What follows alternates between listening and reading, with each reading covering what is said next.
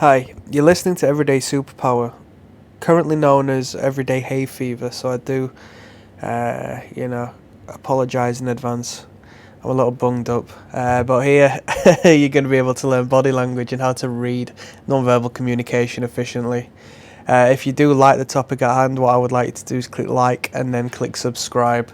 If you do want to support further and if you want to ask your own questions and get your own personalised videos done on a completely anonymous basis, click the link in my bio. Thank you.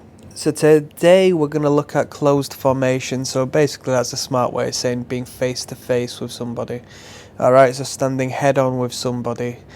Completely essentially, but we will vary off at like angles and stuff, but we're going to speak purely at the start regarding standing head on with someone. So it's to stand head on with someone is when the torso and the chest and the shoulders are direct with one another. So it tends to only be two people involved in this communication. Alright, normally standing, so you can do it while seated at a table or without a table, it doesn't really matter, but standing is really the most evident, clearest, more common way of seeing this behaviour. So it can imply two things, alright?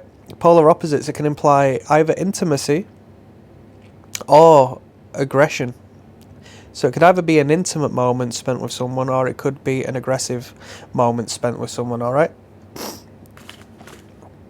It creates an isolation between the two of you, so it's a complete concentration as to where, especially given the feet are pointing at each other, it does not allow access to those around. So if there's a group of people, let's say you're at a venue and you're watching a live act, you're watching live music, okay, and then you go out into the smoking area to have a talk in between bands. You are talking with your friend, alright, in an intimate space, one-to-one. You're having a catch-up with them because you haven't seen them in a long time, so you're having a conversation with them and you've created this closed formation. You're face-to-face with them. You're okay doing so purely because you've known each other for so long, so you're not threatened by them to a degree where you have to conceal your ventral side, your stomach and your chest. You're able to just speak with them freely, alright? So it's intimate and not necessarily aggressive, right? So as you do that, the individual who wants to come and speak to you or wants to speak to your friend is going to have a hard time getting in that conversation, purely as you're not giving them their attention, alright? They're going to be the third individual in the conversation, but they're going to be trying to force themselves in to what you two have got going, and that's an incredible amount of focus. It's 100%, it's 0 degrees. So it shows complete and direct attention, and it creates an isolated space where you two can pay attention to each other on a complete basis, alright?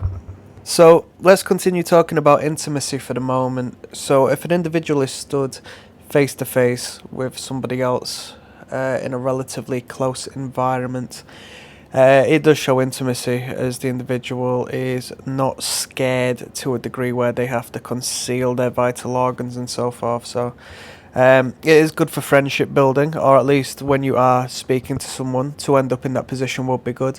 When it's, a man and a man, heterosexual male, so it's not necessarily like a sexual thing.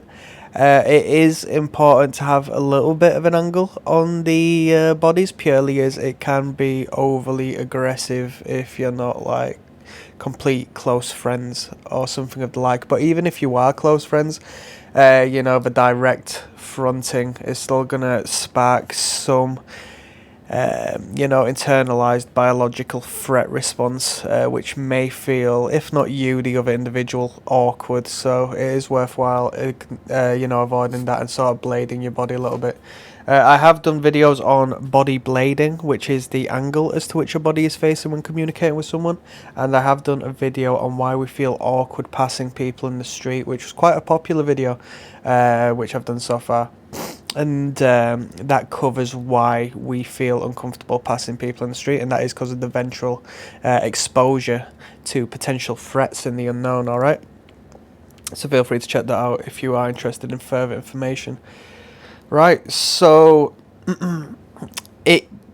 as you develop rapport with someone, it creates intimacy, it creates familiarity, and in doing so you might actually bring a person's body inwards towards you rather so than away from you. So if you're dating someone and they're to give you the cold shoulder, that means that they're to turn their back on you, they're to turn away from you and sort of block you out. Whereas if you create intimacy and rapport and the person's body actually comes into you, then that's a positive sign, and it shows that you're developing intimacy to a degree where you're sort of invasive in another space in a positive manner. All right. It gives complete attention and focus to the individual, and that attention and focus is what's important when you are communicating efficiently or want someone to be receptive of your message and communication. No one wants to be speaking to someone who's thinking about other things or has their mind in a different place. All right. Right, so a very extreme form of this face-to-face when showing the intimate side of things is hugging. So if somebody was to hug you, you are to literally connect physically with another individual in that full frontal manner. So that's one of the highest degrees of doing so, and who doesn't like hugging those whom they are interested in or friends with? So it goes to show how far this can go, really. Now let's have a quick talk about aggression and how it shows aggressive, sort of standoffish, cues and gestures. All right.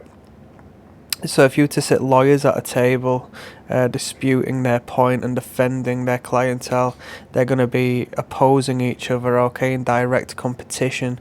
When we speak of being head to head or face to face with someone, it implies that we're standoffish, and it implies that there's some form of competitive value there, alright? It's 1v1, okay?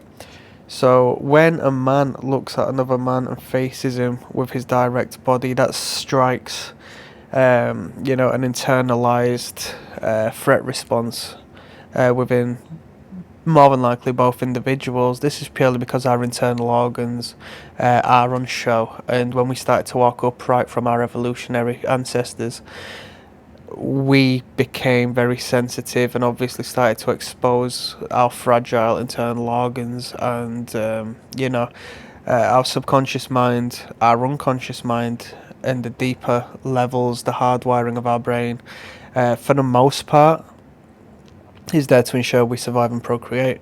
It's the meaning of life, so you need to take that into consideration as to why you feel awkward when doing so, and why it's important to sort of blade your body at an angle when speaking with other men, if you are a man.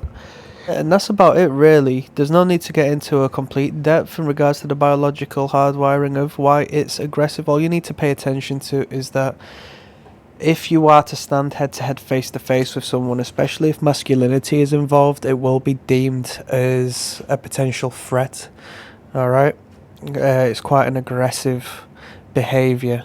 Whereas if you're not standing completely head-on, but more so at an angle, it shows that you're, in a position as to where you're not giving them your direct 100% powerful, overpowering attention, okay?